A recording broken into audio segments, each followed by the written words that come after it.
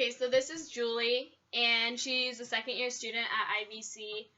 Alright, so how do you prepare for tests and quizzes?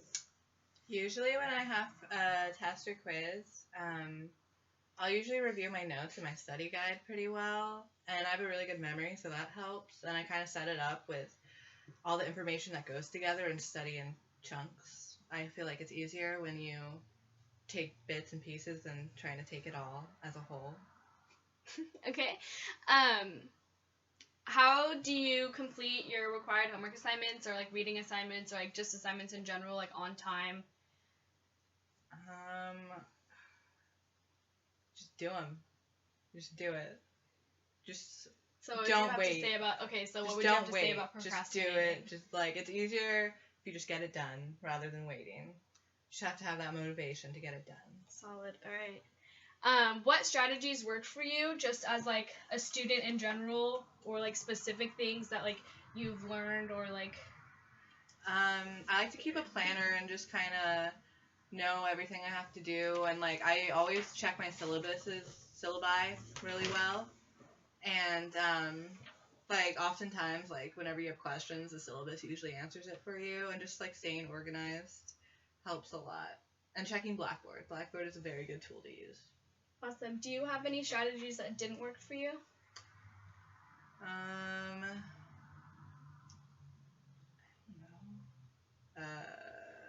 No.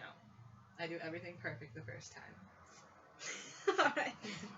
That's a good thing.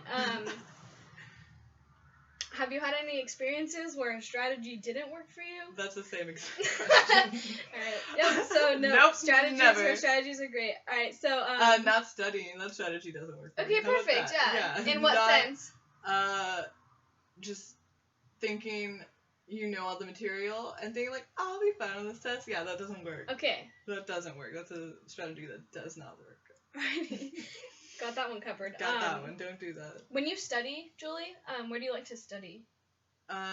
Usually at home, like in the comfort of my bed, just like have everything sprawled out.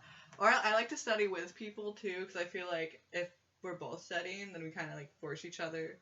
Yeah, there's like a group knowledge. Yeah, like mob mentality. It's like, oh, we're studying, we're doing it. And if like the other person ignores you, then you're like, oh, I can't talk to them, so I guess I have to do this. Right. I guess I have to read since you won't talk to me. So you would rather join a study group than study individually, or is it just based on how you feel that day? More like how I feel, but I wouldn't want to do a group. Maybe like one other person. Right. I feel like groups don't help Distracting. me. Yeah. All right, cool. So when you like study, do you like listen to music? Do you make sure it's quiet? Can you do it with background noise? Like, what is your like most ideal study environment? I always put on Swan Lake by Tchaikovsky whenever I study. Mm-hmm. Classical music is actually the best study music because you don't get distracted, but it's like white noise. Stimulating. Yeah. Right. Yeah, and like classical music is really good for your brain. All right, awesome. So Julie, what is your current major? Art history. Art history, and why is that? I want to work in a museum one day, and in antiquities. I want to like curate stuff and put art on walls. So. Has that been your lifelong dream? I mean, not lifelong, but since maybe like have you changed your major? Grade. Like no, I have. Well, I guess yeah. Like when I first applied to 4-year colleges, I was gonna like kind of cop out and just do business because like it's useful and everyone does it. Yeah, but it's a cop out, so like No offense. No offense to business majors, but it's a cop out. Okay. Yep. Yeah. So which college do you intend to transfer if you do? Probably UC Santa Cruz or UC Santa Barbara. Santa Barbara has a better art history program, but I like Santa Cruz, the environment better. So. Awesome. What do you do for fun? I like to hang out with my friends and go to dinner and go out. Just hang out. Right. How do you balance your fun and your everyday life and your school life and your like personal relationships and your parents? Like, how do you like? Is there anything that you can like explain that would just kind of summarize how you balance it all out and still maintain your master's student mentality? Well, you just have to know everything has a time and place, you know, like weekdays are for studying, weekends are for fun. I don't know. You just have to learn how to balance it. I think it's something that more like comes naturally. It is kind of different for everyone in a sense, you know. It's like, because like I can go out on a Tuesday and still be okay for like Wednesday school, but then like some people can't. So it just depends on you and how you can manage your time and your studying and everything. Do you feel like that's something you've learned? Like, has it ever been an issue that like you were like, oh wow, I need to like start balancing it out? If you were like just studying all week and like didn't have any fun, or were having too much fun and it affected your schoolwork, or is that just something that like? I think it's like a little combination of both. Just like, I mean, I'm kind of not like I don't really have to study that much, honestly, just because I just remember things. So I think it's like partly, you know, it's like you have to learn and make mistakes first, and then part of it's just kind of that comes naturally, and you know, like your balance and like how you work. Definitely, Julie.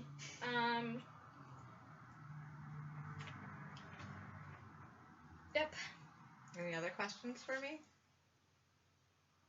No, I think I covered it all. Maybe just. Do you want me to elaborate on anything? Yeah, let's go back to the whole strategy thing. The strategies that didn't work. Like, other than not studying, like, is there a certain type of notes that you take versus don't take, or like things that you've like tried out, maybe like a new study, like keeping a planner and it just didn't work for you, or like Cornell notes didn't work or something like that? I'm taking a magic class this year, which is an anthropology based class, and I mean, this is kind of really specific example. That's fine. But I kind of developed a note-taking strategy for that class because we always had to know the locations of all the, like, whatever culture we're talking about. So for that class, I would always take notes on that culture, and then I'd put, like, the location in, like, the margins. And, like, that, like, helps me so much. And, like, with, like, because we always have to know the location. So, like, every question about location, like, I always knew it just because I would always see it and, like, stand out on the side. Right. And, like, I am a big fan of highlighters. Highlighters work wonders. Just, like, knowing, like, the key information. And, I mean, it depends on the class, obviously. But, you know, note-taking, I'm always organized. And, you know, you use your headings. Or it's, like, organized chaos a little bit. You know, like, you can, like, write everywhere and, like, get it. But, like, you know, the one idea is still in the area. Right. Okay, so just to wrap it up, is there anything that you would want to tell the struggling student that would help them maybe start to become, or like form them into a more better student? Grammar. English is hard.